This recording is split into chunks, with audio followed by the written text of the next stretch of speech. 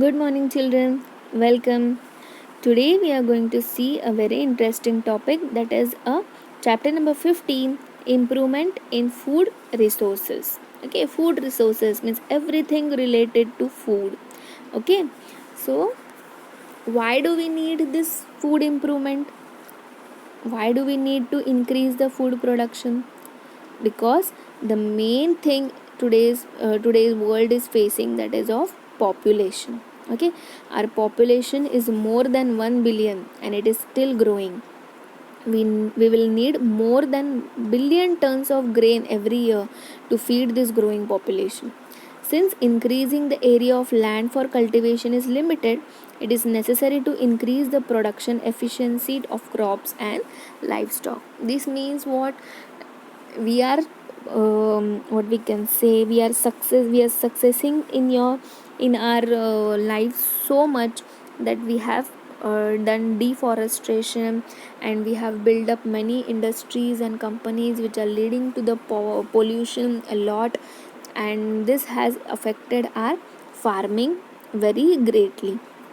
Correct. So we need something, or we need some developments in the field of cultivation or in the field of farming, which can give us a good quality of crops in very short time, and in very which we can, which the farmer can afford. Okay, and they will get more profit, and they can invest less during the production.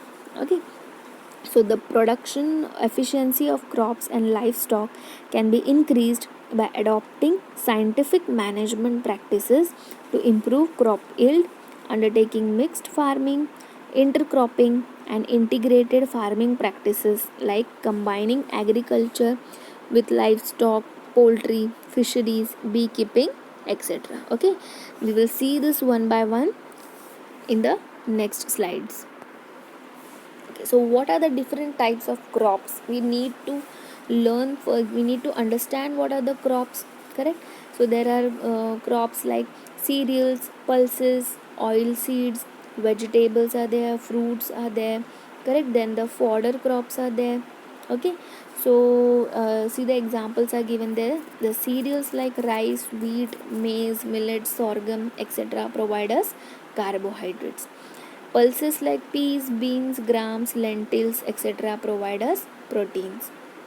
Oil seeds like groundnut, sesame, castor, mustard, linseed, sunflower provide us fats. And vegetables, spices, and fruits provide us vitamins and minerals, along with small amounts of carbohydrates, fats, and proteins. And there is a fodder crops for the livestock and the cattle, that is the bersim, oats, or sudan grass are grown as a fodder for livestock. Different crops require different climatic conditions, temperature, and duration of sunlight, that is known as photoperiod. Correct. So that is some crops. You can take the example of mango. Do we get mango in all seasons? No, mango we get only in the summer season. So the crops are dependent upon the atmosphere, and that is the climatic conditions and the temperature. So on the basis of this climatic conditions, there are two types of crops, that is the kharif crops and the rabi crops. You have studied this crops in the you can say the lower classes in the SSTs. Correct. So kharif crops are crops grown during the rainy season from June to October, like paddy, soya bean. Paddy means your rice, then soya bean, maize, pigeon pea, green gram, black gram, cotton, etc. That is, they need the lots of water to grow. Next are the rabi crops. The crops are grown during the winter season from November to April. That is the winter, they don't need much water to grow, like wheat, gram, peas, mustard, linseed, etc. Here you can see the difference between them. The kharif crops are grown in the monsoon, rabi crops are grown in the winter. They are grown in hot and wet season. Rabi crops are grown in cold and dry conditions. They are sown during the June and July. They are sown in during the October and November. They are harvested during September October. Harvested means they are ready to use. They are harvested during March or April. What are the examples of kharif crops? Rice, maize, groundnut, soybean, green gram, cotton, black gram. And rabi crops: wheat, barley, gram, mustard, linseed, peas. Next, then what we need to improve in this crop yield? Okay, so crop yield can be improved by three main activities. First is the crop variety improvement, second the crop production improvement, and the third is crop protection management. Correct? So first one you can see over there, the crop variety improvement. Crop variety improvement is done by selecting good varieties of crops, and this is done by hybridization. Now hybridization means what? Hybrid means two different things. Okay, and disation means what? Hybrid sation means process. So hybrid means two different things are combined together. So hybridization is a crossing between genetically dissimilar plants to obtain crops having useful characteristics like disease resistance, good quality, and high yields.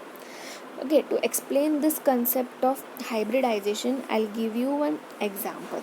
Okay, see, will not go in the plants. Take the consideration of our human beings. Okay, we are also produced or reproduced from a hybrid seed. Correct? Hybrid seed means what?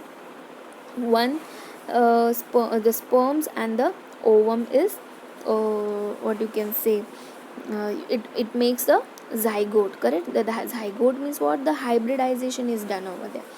The different cells come from your father, the different genes come from your mother. Correct? Both there are different genes.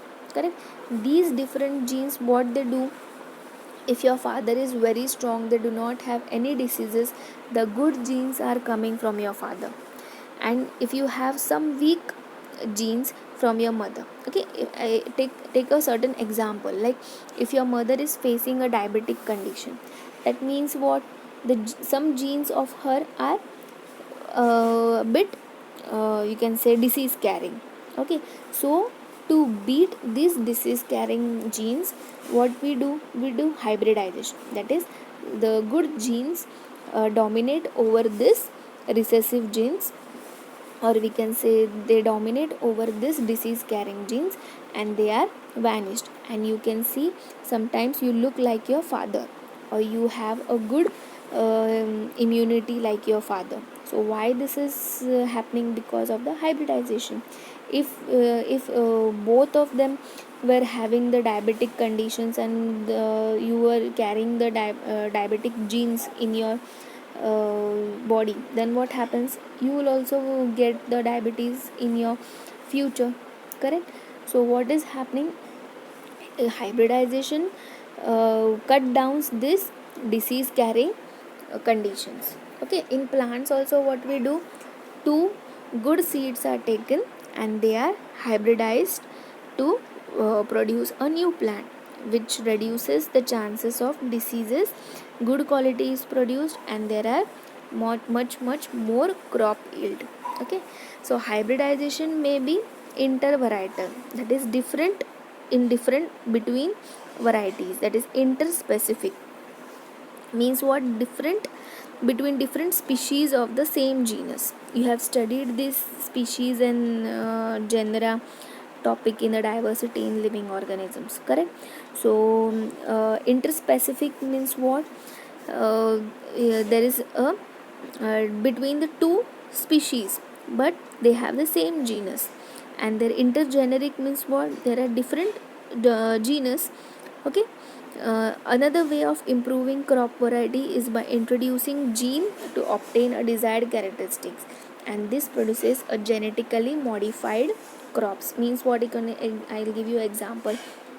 When you do a test tube baby, okay, I say that I want my baby with brown hairs. Okay, so what I tell my doctor, okay, I want my baby to have a brown hair. So what he'll do, he'll induce the genes in his cell of having a brown hair. so my baby will have a brown hair.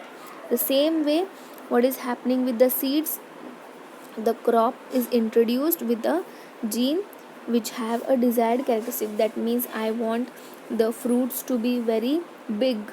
Okay, I want the fruits of that crop to be very big.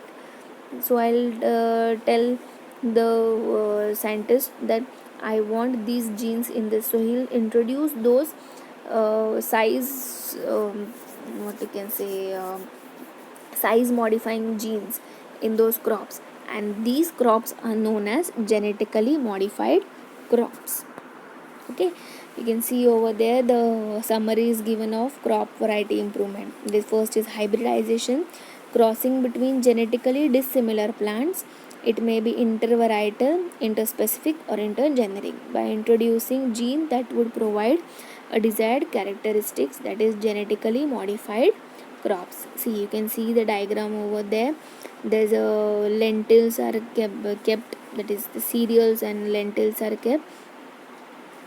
Okay, so in so how this or crop variety improvement is done, why this crop improvement is done.